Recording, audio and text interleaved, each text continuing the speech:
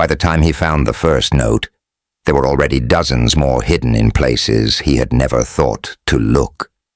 Tucked inside the hollow of a fence post, folded into the lining of a work apron, pressed flat beneath the loose floorboard in the corner of the smokehouse, weighted down by a single, smooth river stone.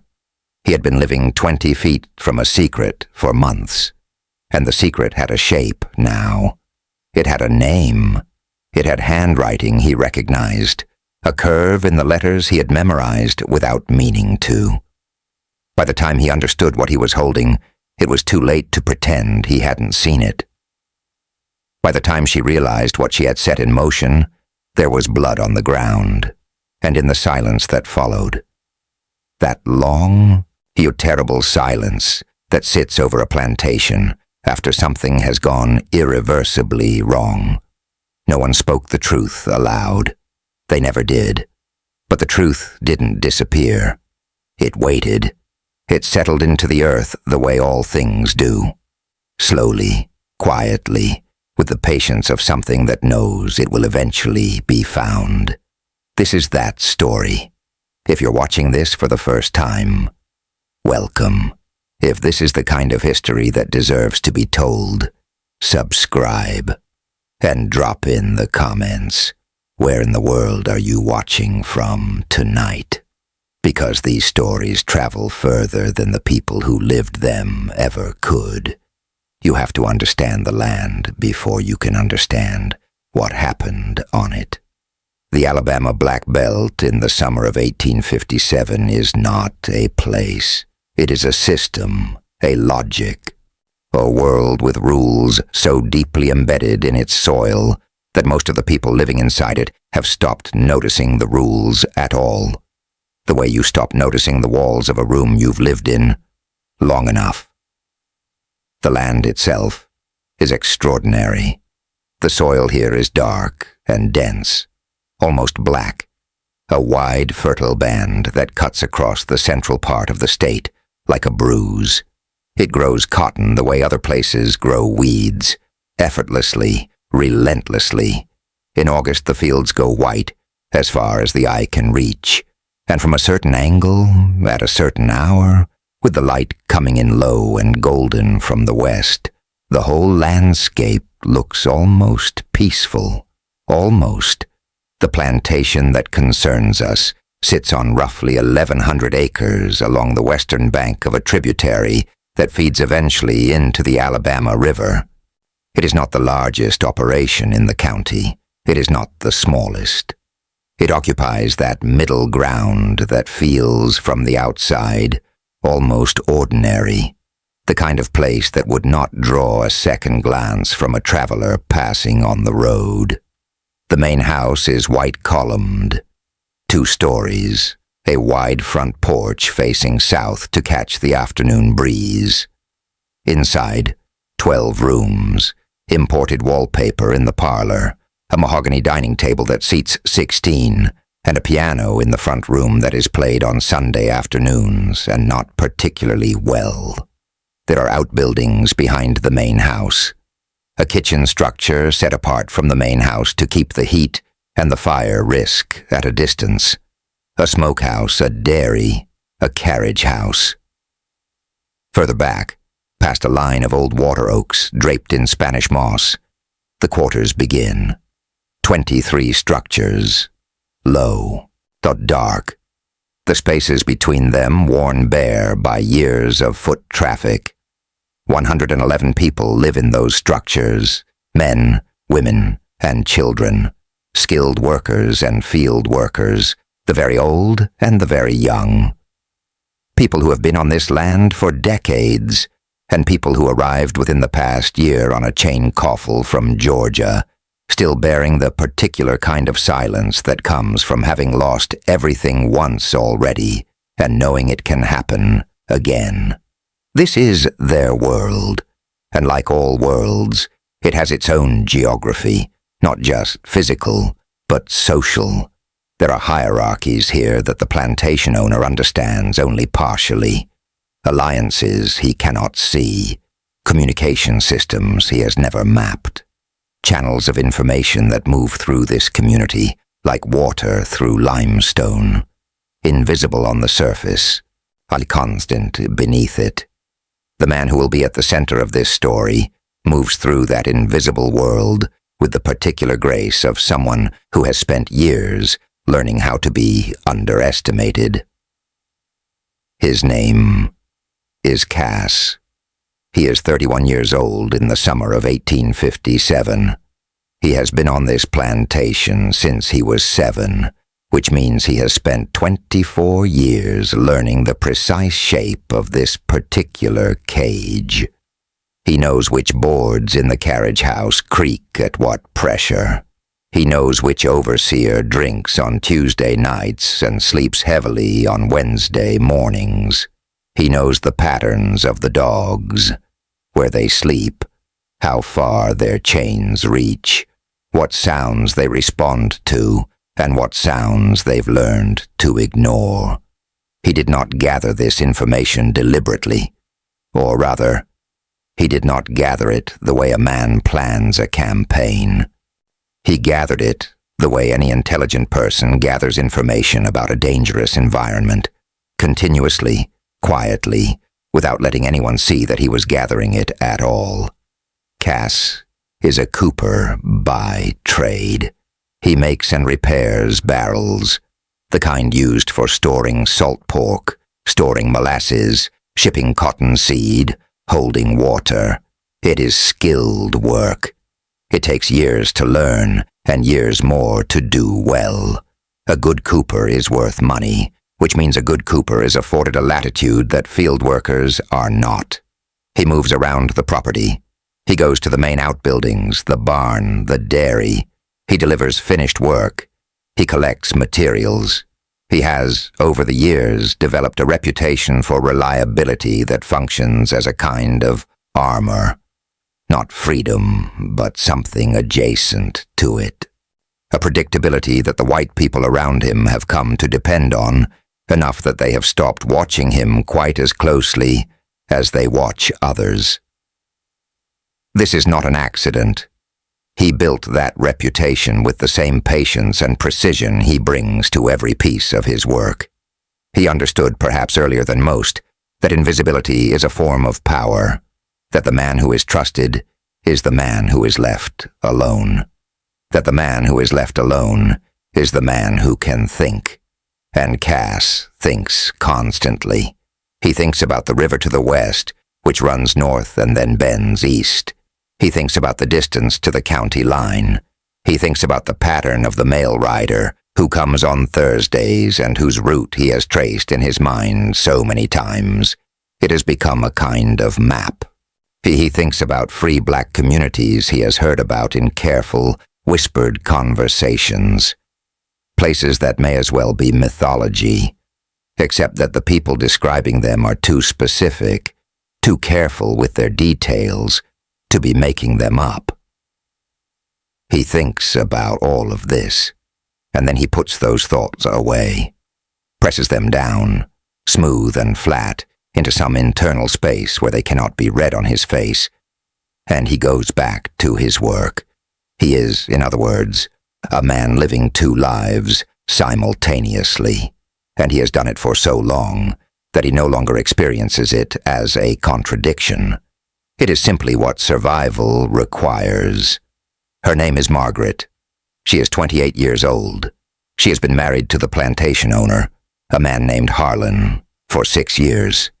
She came here from Savannah, Georgia, as a 22-year-old woman with a good education, a small inheritance, and what her mother described at the time as a romantic disposition, by which her mother meant a tendency to feel things too strongly, and to be too interested in the inner lives of people who were, by the standards of her world, not supposed to have inner lives worth examining.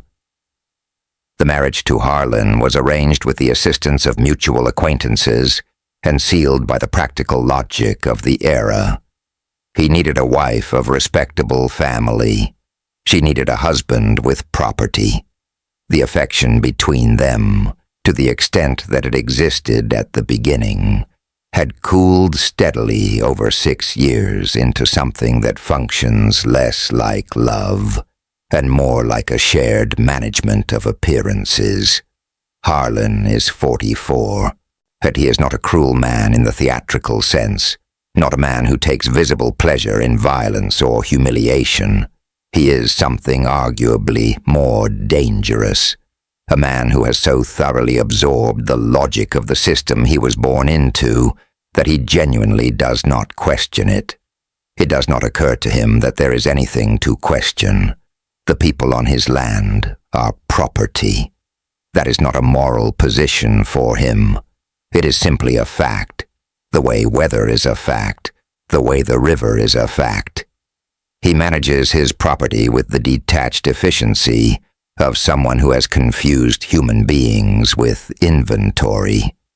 Margaret grew up in a household with enslaved people. She was not raised to question that either, but she was raised with books. She was raised with a certain quality of attention, the kind that gets directed, in time, toward the actual human beings in her immediate environment, rather than the abstractions her world has constructed around them. She arrived on this plantation 6 years ago, and she really looked at the people here. She did not process what she saw cleanly. She did not arrive at revolution. She did not have the architecture of understanding that would allow her to name what she was seeing for what it was. But she saw people, specific individual people, with histories, with intelligence, with grief, and that seeing, however incomplete, would prove to be a kind of fault line in the world Harlan had built. It begins, as these things often do, not with intention, but with accident. September 1857. Margaret is in the small office adjacent to the main house parlor, a room that Harlan uses for correspondence and record-keeping, but which she has increasingly occupied with her own reading and letter-writing, partly because the light is good in the afternoon, and partly because it is blessedly a room that Harlan rarely enters without reason. She is writing a letter to her sister in Savannah. The letter is ordinary. The weather, the cotton, the social calendar, the particular loneliness of a life that looks, from the outside, entirely successful. She hears something outside the window, not an alarming sound, a working sound, the steady percussion of a hammer against a barrel stave. Cass is in the yard just outside, repairing a large storage cask that had split along a seam. She has seen him working this close to the house before. She has not, until this moment, watched him. She watches now, and she watches the way he works, not with the mechanical repetitiveness of exhaustion, but with something that looks almost like pleasure, a focus, a precision. He examines the damaged seam before he touches it, running his fingers along the split the way someone reads a page. Then he selects from his tools with an unhurried deliberateness that suggests he already knows what he's going to do before he does it. He is, she thinks, very good at this. And then she thinks something she immediately tries not to think. He looks like a man who knows things I don't know. She turns back to her letter. The letter, when she reads it back, has a new paragraph near the end that she doesn't quite remember writing.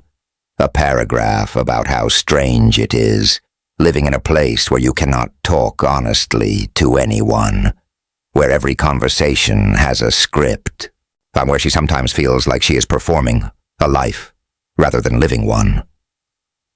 She folds the letter. She does not send that paragraph. She rewrites the ending, but she has noticed something she cannot unnotice. 3 weeks later. Harlan has gone to Montgomery for 2 days. A business matter, a meeting with a cotton factor, the ordinary commercial machinery of his world.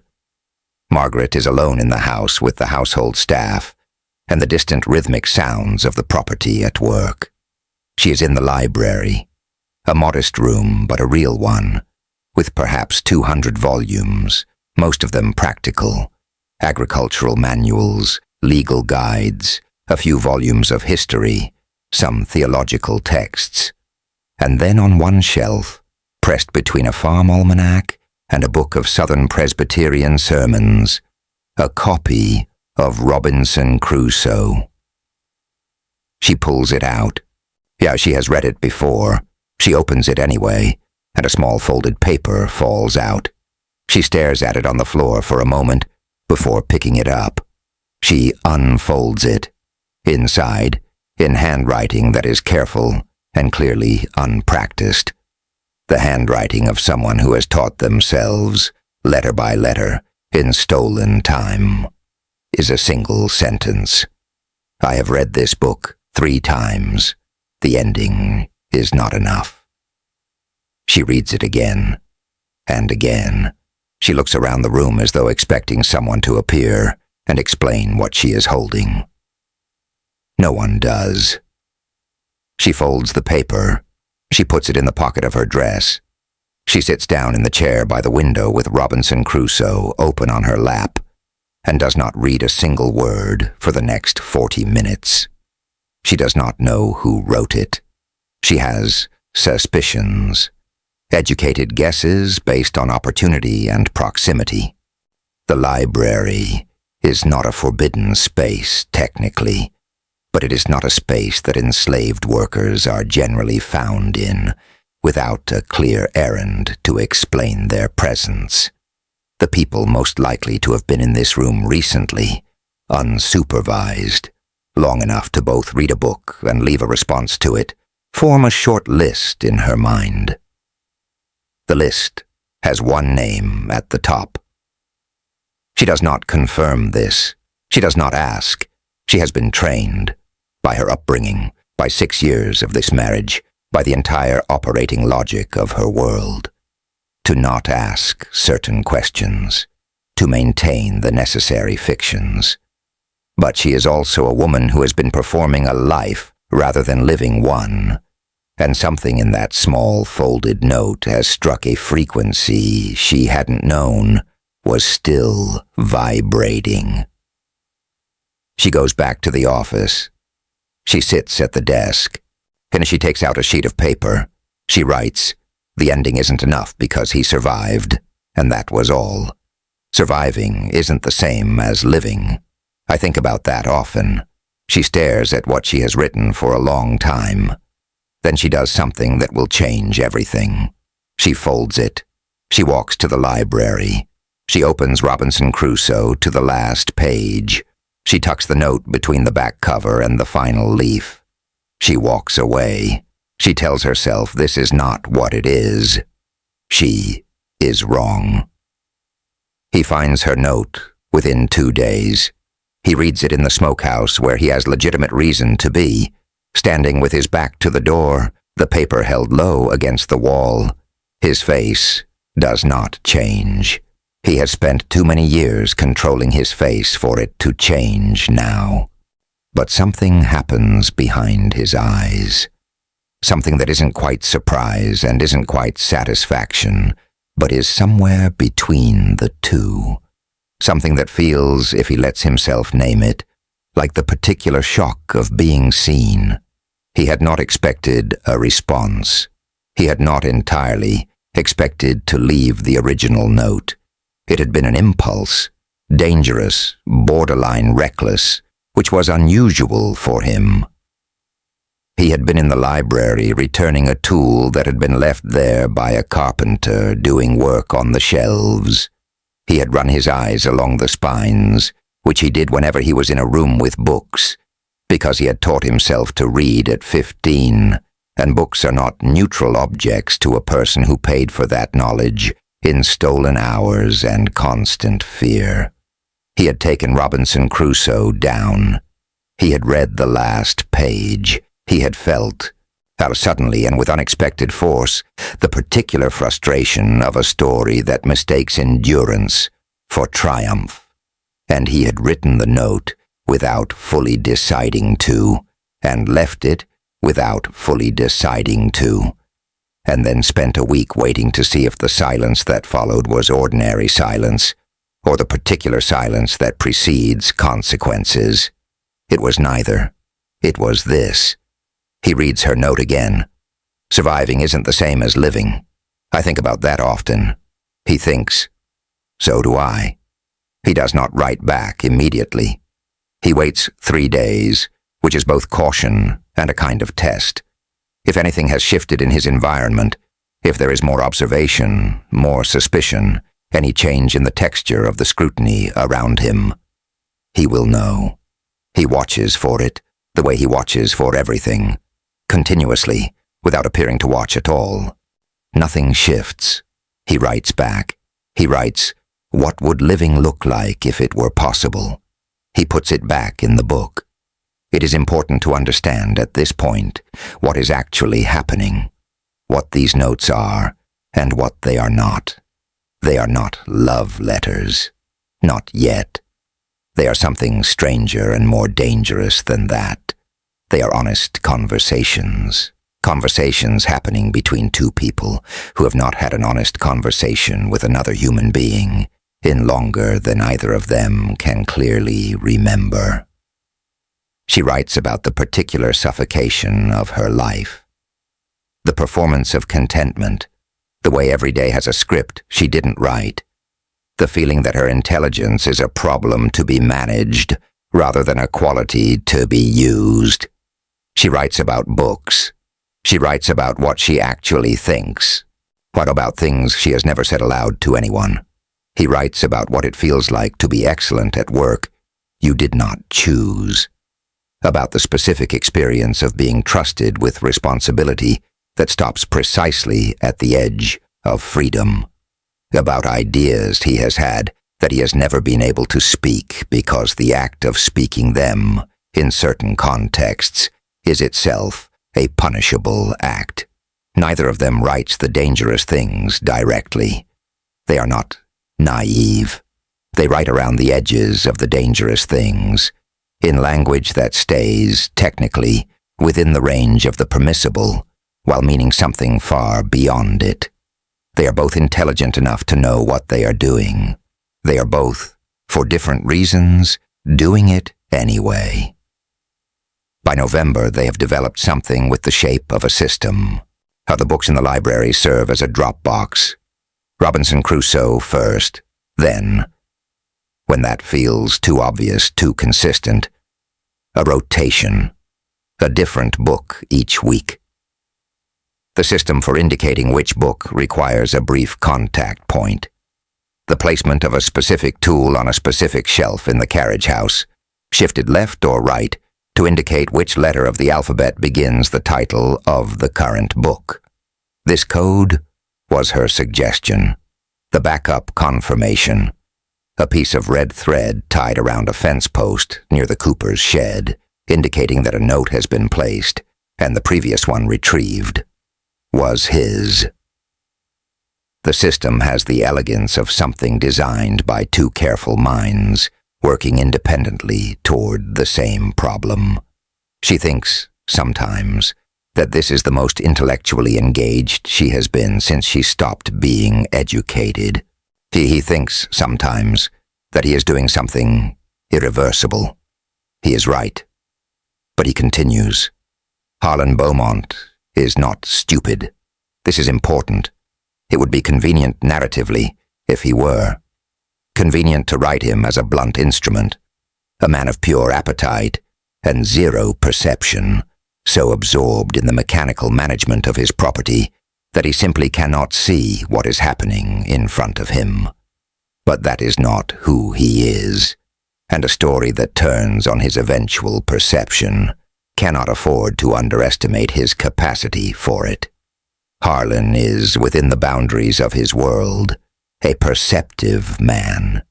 He is perceptive about cotton prices, about weather patterns, about the reliability of his overseers. He is perceptive about social dynamics among the white community, who is rising, who is in debt, whose marriages are in difficulty. And he is less perceptive about the interior lives of people he has categorized as property, because perception requires the hypothesis that there is something worth perceiving, and his world has never asked him to form that hypothesis. But he is perceptive about his wife. 6 years of marriage has given him a detailed map of Margaret's moods, habits, and silences. He has learned, over time, where she sits when she is unhappy, how her posture changes when she is lying about something minor, what her tone of voice sounds like when a conversation is covering for another conversation. He does not examine this map obsessively. He is not primarily a jealous man. Jealousy implies a level of emotional investment that he has, frankly, not maintained. But he consults the map the way he consults other information. Periodically, practically, when something in his environment suggests that an update may be required. In November of 1857, something suggests that an update may be required. It is a small thing. She has always read. He has always known this about her, and tolerated it as a woman's harmless indulgence, the genteel version of the same. But in November, he begins to notice a pattern he cannot quite name. She reads differently now. That is the only way he can articulate it to himself. She carries books through the house with a quality of attention that feels different from before. She returns to the library with a frequency that is slightly higher than her previous habits. She lingers there. When he passes the doorway, though she does not look up with the mildly guilty expression of someone who was mentally somewhere else. She looks up with something more contained than that, more deliberate, as though she had already heard him coming. He cannot account for this. He files it. December brings the first cold snap of the season, a sudden drop that presses down from the north and makes the mornings sharp and the evenings long. The holiday season in the planter class has its own rhythms. Neighbors calling, dinners to be hosted and attended, the careful social choreography of a community whose status is largely performed and must therefore be continuously performed. Margaret is, during this period, outwardly fine. She is warm at the dinner table. She is attentive at the neighbors' gatherings. She plays the piano adequately on Sunday afternoon. But Harlan watches her. Not all the time, not obviously. He has the patience when he decides something requires patience, of a man who has spent his life managing systems that operate over long time scales. He watches the way a farmer watches weather, not anxiously, but continuously, with the practiced eye of someone who knows that changes tend to announce themselves before they arrive, if you know what to look for. He has not yet connected what he's watching to anything specific, but the accumulation is beginning. By December, the notes have changed. The early ones were careful, restrained, almost philosophical. Conversations about books and ideas mapped onto a formal distance that both of them maintained like a structure that was keeping something from collapsing. The December notes are different, not reckless. Neither of them has become reckless, but something has worn thin, some protective layer of abstraction, and what is coming through now is more direct, more personal. She writes about her childhood, about the books her father read to her, about the particular quality of her loneliness on this plantation, which is not the loneliness of solitude but of invisibility, being surrounded by people and seen by none of them.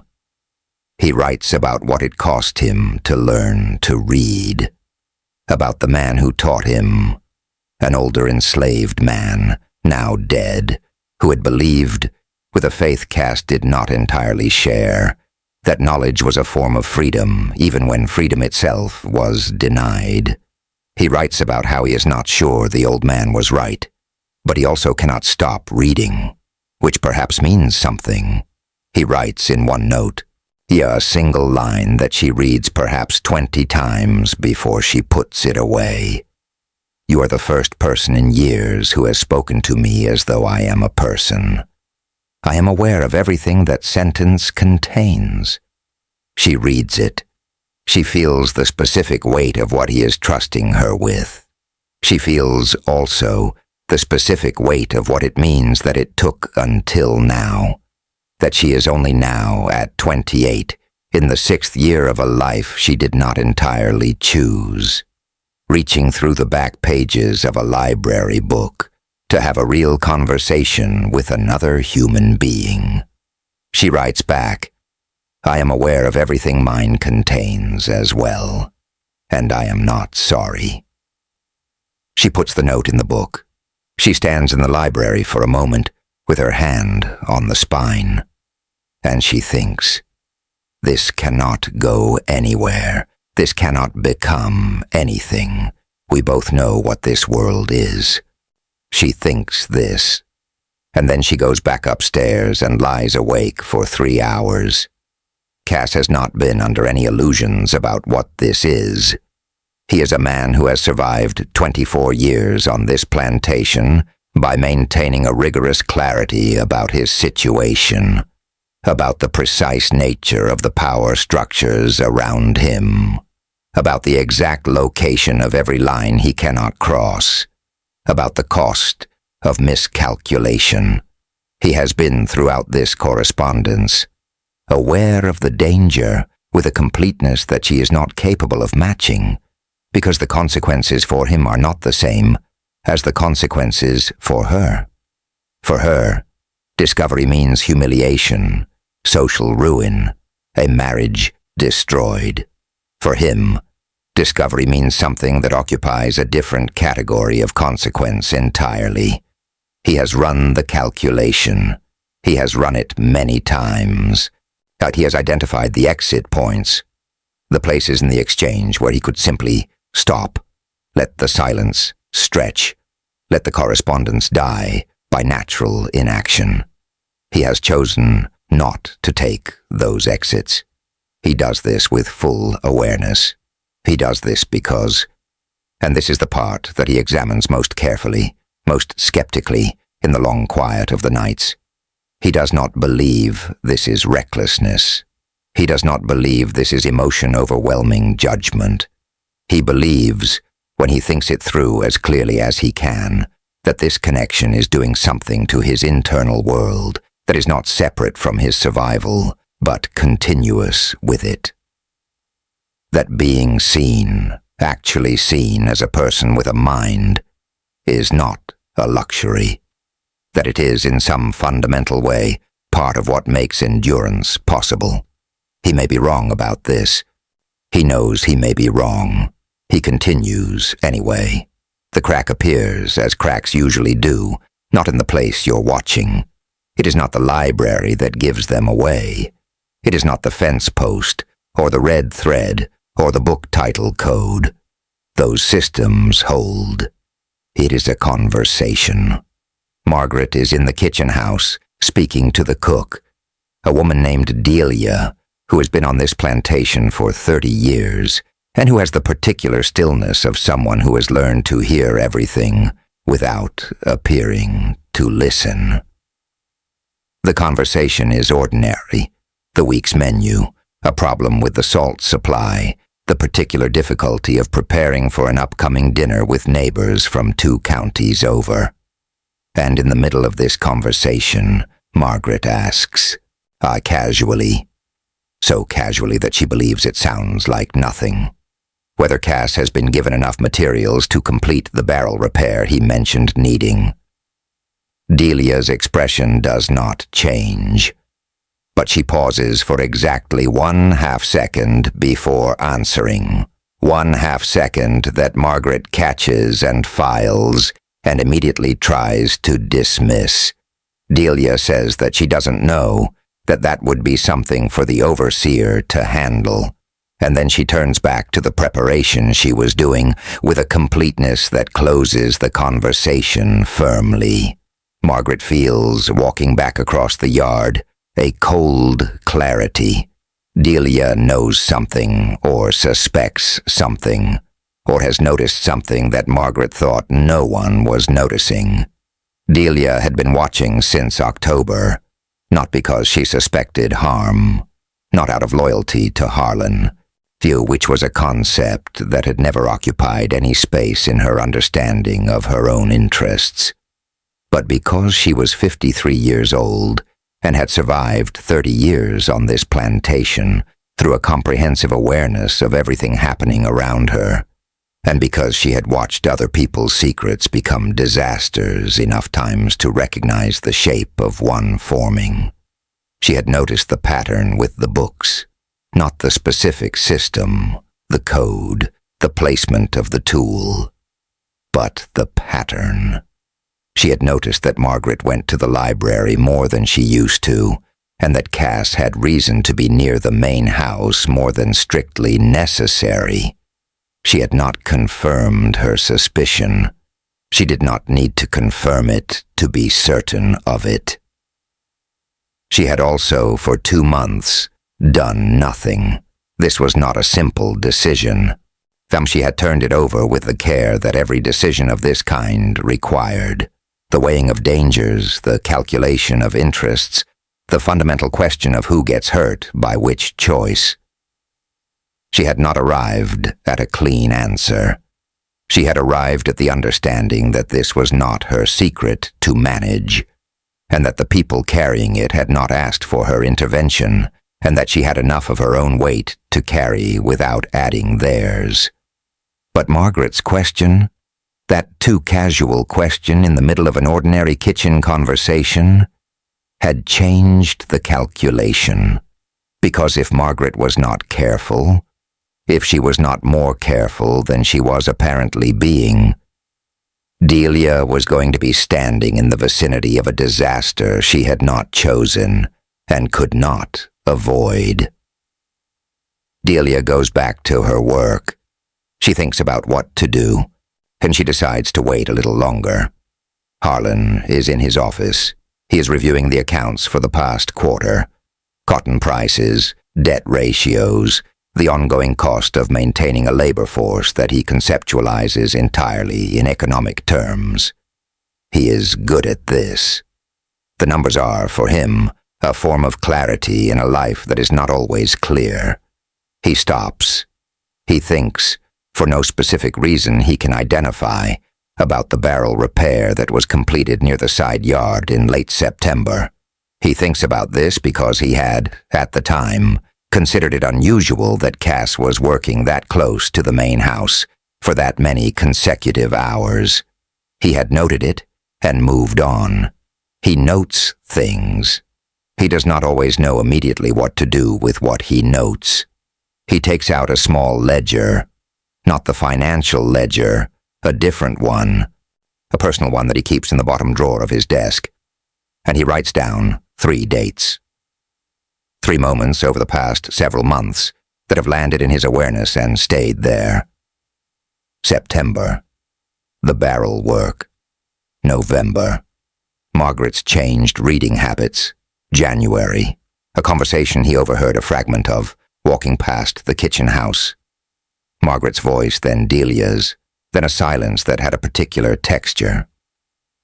He looks at the 3 dates. He closes the ledger. He does not speak to anyone, but he begins to pay attention in a different way. March, 1858. The Beaumonts host a dinner for 4 neighboring families, 12 people in total.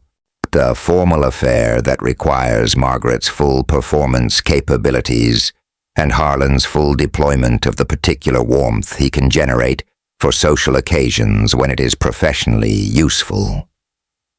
The dinner is successful. The table looks well. The food is good. The conversation covers cotton prices, the political situation, the national political situation, which is becoming genuinely alarming to the planter class, though no one at this particular table is ready to say so directly, and the social doings of the county. Margaret performs excellently. She is warm, witty within the acceptable register, a gracious hostess. Harlan watches her and thinks, she is good at this. He has always known she is good at this. He also watches her in the moments when she doesn't know she is being watched. During a lull in conversation, or when the guest's attention has fragmented into smaller exchanges, he watches Margaret standing near the window with a glass of wine, looking out into the dark yard with an expression that she believes no one can see. The expression is not grief. It is not longing, exactly. It is something more like the face of a person who has, in the middle of a crowded room, suddenly and completely found themselves in another place in their mind. He files it. After the guests leave, past midnight, the carriages disappearing down the drive. Harlan says to Margaret, in the ordinary tone of someone making a domestic observation, "You were somewhere else tonight." She turns to look at him. Her face is composed in less than a second. "I'm tired," she says. "It's been a long evening."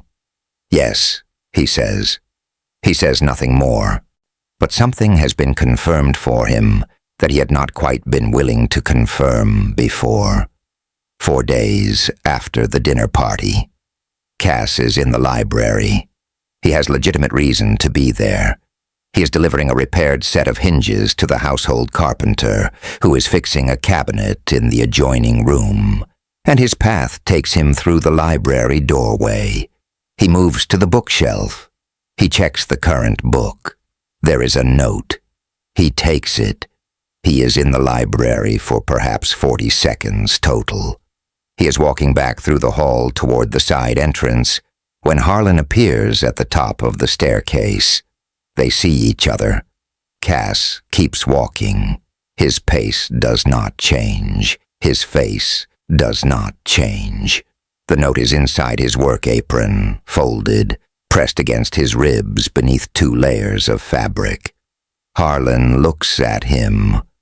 "What are you doing in the house?" he says. His voice is not accusatory. It is a reasonable question asked in a reasonable tone. "Delivering the hinge hardware for the cabinet repair, sir. Chester's working in the room off the library." Harlan looks at him for a moment longer than necessary. "All right," he says. He goes down the stairs and through the front door. Cass continues to the side entrance and out into the yard. His pace does not change until he rounds the corner of the carriage house and is no longer visible from any window of the main house. Then he stops. He stands with his back against the wall of the carriage house and takes one breath. One long, controlled breath. Then he goes back to work. That night, in the small hours, Cass lies awake and makes a decision. He had known the risk. He had calculated it, but he had decided it was acceptable. But the staircase encounter has provided a new data point, not because anything went wrong, but because of the way Harlan looked at him. He has been looked at by white men for 31 years. He knows the full taxonomy of their looking, the incurious glance, the functional assessment, the sudden focus of suspicion. He knows how to read the difference. Harlan's look this afternoon was not incurious. It was not functional. It had something in it that Cass has not seen from him before. A focused quality, a narrowing, the look of a man consulting a record he has been keeping. He is being watched more carefully now. He must make a decision. He lies awake and thinks about it with the kind of clarity that fear, held steady and not allowed to become panic, can produce. He could stop. He could let the correspondence end by inaction, leave no more notes, retrieve the last one she has placed, and leave nothing in return. Allow silence to do what silence does. Fill the space until the space becomes something else. He knows this is the rational choice. He also knows something else. He knows that the notes have become, over the past several months, a kind of structural support for something in him that was, before September, beginning to buckle. He knows that the next phase of what he has been planning, the larger thing, the thing that the notes are, in some sense, peripheral to, will require him to be intact, mentally, emotionally intact. And he knows that this correspondence has been doing something to his sense of intactness that he did not expect and cannot fully account for. And he also knows, and this is the part he has to be honest with himself about, that she is in danger whether he continues or stops. Because the look on Harlan's face this afternoon was not the look of a man who has noticed nothing. Whatever he knows or suspects, he is watching, and she cannot stop being watched. Cass lies in the dark and thinks about all of this, and then he reaches a conclusion that is not the rational choice, but is, he believes, the necessary one. He will not stop, but he will change the system. He will make it harder to follow, harder to find, harder for the pattern to repeat. He will build something more sophisticated than what they have, because what they have has been sufficient until now, and is no longer sufficient. He lies there for another hour working out the details. Then he sleeps. Yet he communicates the change through the existing channel. One last note through the book, explaining what they need to do differently. The new system is more complex, more distributed. It uses 3 separate drop points rather than 1, each one embedded in a different legitimate work context, each one requiring both parties to execute a small but easily performed action to activate or confirm. The notes are shorter now, more compressed. The volume of information exchanged per note decreases, but the frequency can stay roughly the same because the distribution of risk across multiple locations makes any single point of observation less likely to be sufficient for detection. She reads the note explaining this. She reads it in the library, standing very still, with the noise of the household around her, and the winter light coming through the window at a low angle. She thinks, he has thought about this more carefully than I have. She thinks, he has always been thinking more carefully than I have. She feels something that is not quite guilt and not quite admiration, and is probably some uncomfortable combination of the two. She is aware, in a way that she has been aware of periodically but has not sat with fully, of the asymmetry of what they are in. She is risking her reputation, her marriage, her standing. He is risking his life. She has always known this. She does not always let herself know it fully.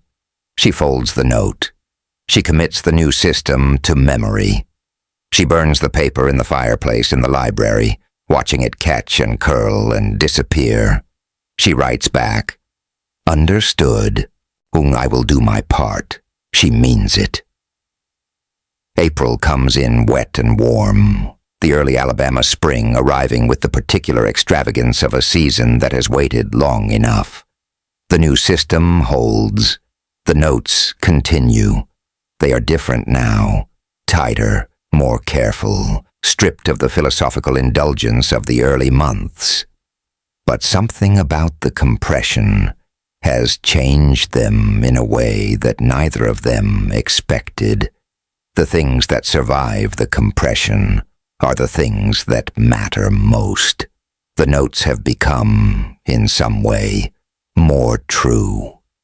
She writes in April, "I have been thinking about what it would mean to be somewhere else, not because I know how, just as an idea."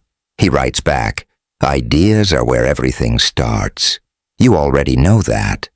She reads this and thinks about it for days. Here is what she did not know. Cass had been planning, study for 3 years, to run. Not impulsively, not in the desperate all-or-nothing surge of someone who can no longer endure what must be endured. He had been planning it the way he planned everything, methodically, patiently, with the kind of long-horizon thinking that the white people around him had collectively decided he was incapable of. He had been building a picture, a map that existed entirely in his memory, built from fragments. The route of the mail rider, the behavior of the dogs, the location of free black communities mentioned in careful whispers, the river and its bends, the location of sympathetic individuals along a corridor he had traced in his mind over hundreds of small observations. He had been building money. Not much. There is not much available, but some. Small coins carefully concealed. They're accumulated over 2 years through work done outside the plantation's account. Small transactions in the informal economy that exists in the margins of this world. He had been studying the patterns. Harlan's travel schedule, the overseer rotation, the times of month when observation was lightest. He had been building an internal calendar of opportunity, waiting for a window that was wide enough to be real. He had been, in other words, already on his way out of here, slowly, carefully, over years. What he had not planned for was the notes. What he had not planned for was this. And now, with April coming in and the window he has been waiting for beginning to appear on his internal horizon, a window perhaps 8 weeks out, perhaps 10. He has a problem he did not have before. And he has a problem that looks like connection and feels like responsibility. He thinks about it every night. Harlan has been patient. This has been for him a choice, a deliberate suspension of action in service of gathering more information before acting. It is how he approaches problems. It is not how most men in his position would approach this particular kind of problem, but Harlan is not most men. In May, he makes his move. Not overtly, not dramatically. He does what he always does with problems that require more information. He creates conditions that generate it. He sends his head overseer, a man named Pratt, to spend a week at the property of a neighboring planter for a purpose that is professionally legitimate, but also conveniently results in a change to the observation patterns on the property. The temporary overseer is younger, less experienced, and deployed differently than Pratt would have been. The change to the oversight pattern is not, on its surface, significant, but it generates a period of relative latitude, a window in which, if something was happening, it might happen with less caution than usual. Harlan also has a conversation with Delia. The conversation is brief and indirect. He does not ask her anything directly.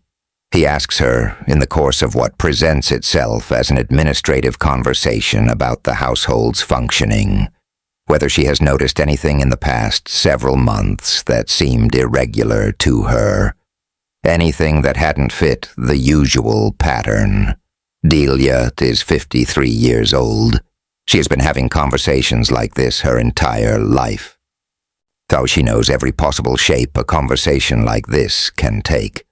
She understands, in the first 15 seconds of this one, exactly what Harlan is and isn't asking, and exactly how much he already knows versus how much he is trying to confirm. She says, "No, sir, nothing irregular." Harlan looks at her. "All right," he says, and dismisses her. After she leaves, he sits at his desk for a long time. He believes she is lying.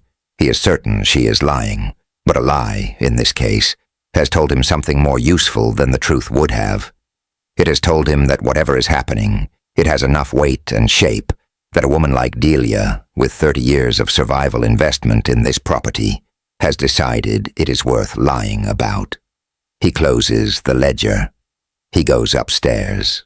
Though he is more certain now than he has ever been that something is happening, he is still not certain exactly what. He is beginning to be certain that it involves Cass. Margaret does not know about Harlan's conversation with Delia. She does not know that Pratt's temporary absence was deliberate rather than coincidental. She has, in May, relaxed slightly, not into carelessness, but into a slightly lower vigilance than she has maintained since January. This is partly the effect of the new system holding for 2 months without incident. It is partly the particular psychology of someone who has been sustaining a high level of internal tension for a long time and has reached the point where the body simply begins to lower it without permission. She does not know that Harlan has been keeping a private ledger. She does not know how close the edges of what they are doing are to being visible. She does not know that Cass is planning to run, that there is a timeline in his head, that the window he has been waiting for is approaching, that the correspondence between them is running up against a decision he has not yet told her about. She writes to him in May. Sometimes I feel like this winter has been the most alive I have been in years. Is that a terrible thing to say? He reads it in the temporary freedom of Pratt's absence. He thinks about what he knows that she doesn't know. About the window, about the timeline, about Harlan's ledger, which he doesn't know about but can sense at the edges of his awareness, the way you can sense weather before it arrives. He writes back, "No, it isn't terrible, but I need to tell you something." He stops. He holds the paper. He is not sure yet what he is going to say. He writes it over 3 nights. He discards the first version because it is too direct. It names things that should not be written even in a document that will be burned.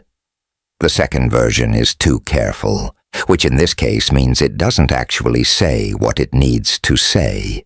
The third version finds the line. He writes, "There is a door I have been standing in front of for 3 years.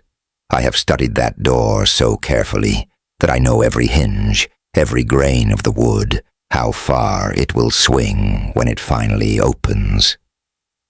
The timing of that door is not mine to control entirely.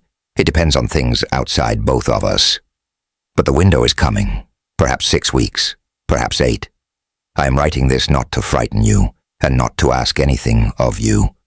I am writing it because the past 8 months have been the most honest I have been with another person in my adult life. And the honesty requires that you know this. You have a right to what is true. What happens to this correspondence when that door opens is something I have thought about every night. I have not arrived at an answer I am satisfied with. I wanted you to have this information so that you could make whatever decisions you need to make, with full knowledge of what I know." He folds it. He places it in the drop point they have been using for 6 weeks, a specific location in the dairy, beneath a loose stone near the door threshold, where Margaret has reason to pass twice weekly. He places it on a Tuesday evening. She retrieves it Wednesday morning. She reads it standing in the doorway of the dairy, in the early morning light, with the cold stone still in her hand. She reads it twice. She stands very still for a moment, feeling the full weight of what she is holding. She has known in some way she has never allowed herself to fully examine that this was always going to arrive. Some version of this moment. Some place where the correspondence ran up against the actual shape of the world, and she had to decide what she was going to do with that. She has been living, for 8 months, in the space between the notes, in the small, precise, book-lined world they have built together. She has not been thinking, not really, about what that world was adjacent to, about the reality that Cass has been thinking about since before she wrote her first response. She thinks about it now. She goes back to the house. She sits in the office. She does not write back immediately. She writes back the next morning. She writes, "I heard you. I understand. The door has always been yours. and the timing has always been yours, and I have never had any claim on either. I would not want to be the reason you stand in front of that door one day longer than you need to." She pauses. She writes one more line. "Be careful. Be more careful than I have been. You are worth more than I have sometimes remembered to account for." She puts the note in the drop point. She goes back to the house. She sits at the piano. She plays for a long time, not well, not carefully, but with a feeling. The last weeks of a thing often have a particular quality, a heightened clarity, a kind of brightness that you sometimes don't recognize until later as the light of ending. The correspondence continues.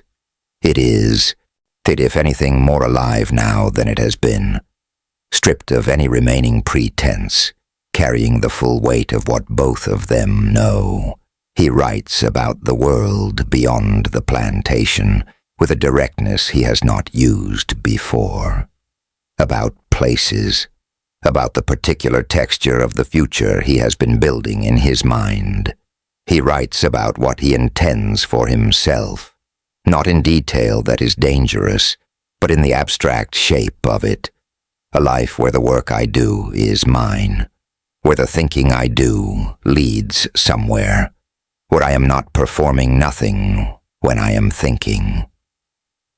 She writes about what she has learned in 8 months that she did not know before.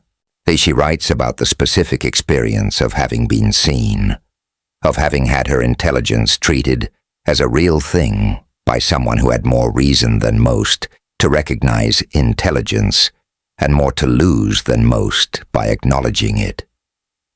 She writes, "I came to this plantation thinking I understood the world here. I did not understand anything. I understand a little more now. It is not a comfortable thing to understand, but it is better than not understanding." He reads this and feels something that is not quite grief and not quite pride, and is somewhere between the two. June 14th, 1858. Harlan finds the note, not through brilliant detection, through the commonplace arithmetic of a man who has been systematically closing down the space where secrets can hide. He has, in the past 2 weeks, or been conducting a methodical search of the library, not obviously, not all at once, but in pieces. A shelf here, a section there, the way a man searches who does not want the searching to be visible. On June 14th, he pulls a book from the shelf, a collection of sermons near the far end, and a folded paper falls out, an old one, placed there before the system changed and forgotten, or judged too old to be worth retrieving. He unfolds it. He reads it. It is one of the early notes, hers, the one about surviving not being the same as living, the one she wrote before she knew what she was beginning. He reads it 3 times. He folds it. He puts it in his pocket. He walks out of the library and through the house and out the front door and across the yard, where the June heat is sitting heavy, and the sound of work comes from all directions. He stands in the middle of the yard and looks across it. His face does not show anything. Inside him, something has become completely organized. All the fragments he has been collecting for 9 months have aligned into a single picture. And the picture is not the picture of a woman having a correspondence with a stranger. The picture is something else, something with a specific shape and a specific name. He knows now. He does not act immediately. He goes back to his office. He takes out his ledger. He adds the date and a single word, confirmed. He closes the ledger. He plans. There are 3 days between Harlan finding the note and the night everything breaks. In those 3 days, he does not confront Margaret. He does not summon Cass. He does not do anything visible at all. And he continues to move through the property with the ordinary demeanor of a man conducting ordinary business.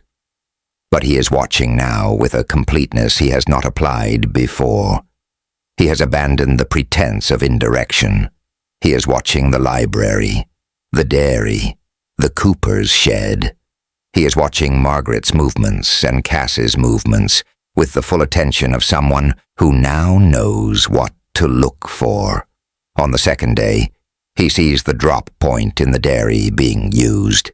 He does not intercept it immediately. He waits. On the evening of the second day, he retrieves a note from the dairy himself before Cass can collect it. He reads it. He replaces it. He goes back to the house. Margaret's note describes the timing of a window. She has, in the spirit of the absolute honesty these last weeks have carried, I told Cass what she has observed about Harlan's patterns that might be relevant to his planning. She has given him information. She has tried to help. Harlan reads this. He closes the stone down over the note. He goes back to the house. He is very still for the rest of that day. Delia sees his face at dinner. She has known Harlan's face for 30 years. She has watched this man in grief, in anger, in the particular flat effect of someone who has made a decision and closed the door on it. She knows all of these faces. The face he has at dinner on the second night is one she has not seen before, which tells her something new is happening. After dinner, she finds a reason to be near the quarters. She finds the person she needs to find. She does not speak directly. Though she is 53 years old, and she has survived 30 years by never speaking directly when indirection can carry the same weight. She says, "Storm coming before morning." The person she says this to looks at her. Delia turns and goes back to the kitchen house. The message moves through the invisible channels that Harlan has never mapped, at a speed he has never accounted for, to the person it needs to reach. Cass receives the warning at approximately 9 o'clock that evening. He receives it from a boy of 15 who delivers it in the form of a completely unrelated errand, asking to borrow a specific tool, using the particular phrasing that means something else, chosen years ago for exactly this kind of moment. Cass sends the boy away. He sits in the cooper's shed for exactly 10 minutes, very still. Then he moves. Not toward the door he has been planning for. Not yet. First there is something else. Something he has not planned for. Something that requires a decision he didn't know he would have to make. Margaret. If Harlan knows. And the warning from Delia suggests that Harlan knows. Then what happens to Margaret depends on what happens in the next few hours. Not because Cass can control that, but because there is one thing he can do that might matter. He can take the evidence. There are notes she has written that are still in circulation, placed but not yet retrieved, distributed across the drop points they've used. Notes in her handwriting. Notes that name feelings and intentions and a quality of connection that, in the wrong hands, would be used against her. He can collect those notes before Harlan does. He has perhaps 2 hours. He moves. He recovers 2 of the 3 remaining notes before it goes wrong. The dairy. The fence post near the kitchen. Fast, controlled, each movement deliberate. No wasted motion, no hesitation. The third note is in the library. He has to go into the main house. He goes in through the side entrance, a door that is rarely locked, that he knows from years of deliveries through it. The house is quiet. The main rooms are dark. He moves through the hallway with the silence of someone who has been practicing invisibility for 24 years. He is 12 feet from the library door when the light appears at the top of the stairs.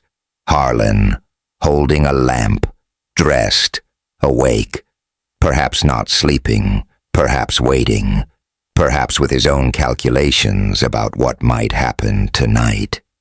They see each other in the lamplight. The hallway is very quiet. Cass stands perfectly still. His face is composed. His breathing is controlled. Inside him, every calculation he has ever run is happening simultaneously. In the fraction of a second, he has to decide what to do. Harlan looks at him the way a man looks at something he has confirmed at last. "What are you doing in my house?" he says. "Not a question. I came to return something I borrowed from the carpenter's box." Cass's voice is level. He has said this before. It is the same answer he gave on the staircase in March. Harlan begins to come down the stairs. "I don't think that's why you're here," he says. What happened in that hallway in the next 4 minutes is the kind of thing that gets described differently by everyone who tells the story, filtered through perspective, through what each person knew going in, or through who survived to give their account. What is known is this: there was a confrontation, there was violence. The violence was not one-sided. This is one of the facts that will be most carefully managed in the days after, because one-sided violence has a story that the world of 1858 Alabama knows how to tell, and what happened in that hallway does not fit that story cleanly. What is known is that Margaret came downstairs. What is known is that she came from the direction of the library. What is known is that there was blood on the floor of the hallway before she arrived. What is known is that Harlan survived the night. What is known is that when the sun came up the following morning, Cass was gone. The story told publicly. The story managed by Harlan in the days following. The story given to the sheriff, as recorded in the relevant documents, is a story about an enslaved man who entered the house with intent to steal, and who, when confronted, committed violence before fleeing. The story does not include the library. It does not include the notes. It does not include the 8 months of correspondence, or the 2 drop points, or the particular quality of what had passed between 2 people in the back pages of a book. Those things are not mentioned because Harlan, in the cold accounting he does in the days following, understands that mentioning them serves no one, least of all himself. So they disappear. The record becomes clean. Margaret gives her account to the sheriff. Her account is consistent with Harlan's. She is pale and controlled, and her voice does not shake, and she does not volunteer anything that has not been asked for. That night, lying alone in the room she has occupied for 6 years with the door locked and the house quiet, she sits at the desk in the darkness for a long time without lighting a candle. She is thinking about what Cass knew that she didn't know when she came downstairs, about why he was in the hallway, about what he had been doing in the dark before Harlan found him. She opens the desk drawer. In the drawer, placed there at some point in the past 24 hours, she does not know exactly when, is a small folded paper. She opens it. It is not a note in the correspondence style, not the compressed, careful language of the system they built. It is brief. 2 sentences. The notes in your handwriting are not in the house. They will not be found. She holds it for a long time. Then she folds it. She lights the candle. She burns the paper in the flame, and watching it until there is nothing left. She sits in the dark room with the smell of burned paper in the air and the sound of the summer night coming in through the window. She does not cry. She sits very still. She thinks about a man she will never see again who, in the worst 4 minutes of both their lives, used the seconds he had to make sure she was safe. She thinks about what that means. She thinks about how long she will have to live with knowing what it means. There is no record of what happened to Cass after that night. This is not unusual. The records of this world were not designed to track people who removed themselves from them. The infrastructure of capture, the posters, the notices, the network of slave catchers and county sheriffs, was extensive, but not complete. People escaped it. Not often. Not easily. But it happened. The window he had been waiting for had been perhaps 3 weeks away. The events of that night had forced a different timeline. But he had been planning for 3 years. He knew the river. He knew the roads. He knew the patterns. And he had spent the past 2 hours of that evening not fleeing, moving through the dark, collecting 2 notes from 2 drop points, making sure the evidence that could be used against her was in his hands instead of discoverable, and then going to the library for the 3rd note. And what happened in the hallway happened. And then he ran. Whether he made it to the other side of the door he had been standing in front of for 3 years. Whether the window held, whether the planning was sufficient, whether the 3 years of preparation translated into the life he had spent those 3 years imagining. The record does not say. The record says, absconded, not recovered. 2 words that mean, in the language of this world, only that the system could not find him. They do not mean he was not found, but they do not mean he was. The official record of June 1858 on that plantation in Alabama's Black Belt is a record of theft and violence and flight. It is a record that fits the story the world of that time knew how to tell, the disorder that follows from property that refuses to remain property. The unofficial record, the record that moved through the invisible channels, through whispered conversations in the quarters and the kitchen house and the spaces between, is a different story.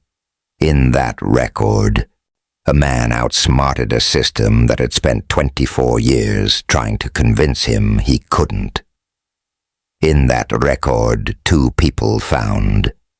In the back pages of books in a room they were not supposed to share. The particular rare thing of being seen by another person as they actually were. In that record, the last act of a man on the verge of his own freedom was to make sure that the woman he was leaving behind was safer than she would have been without him.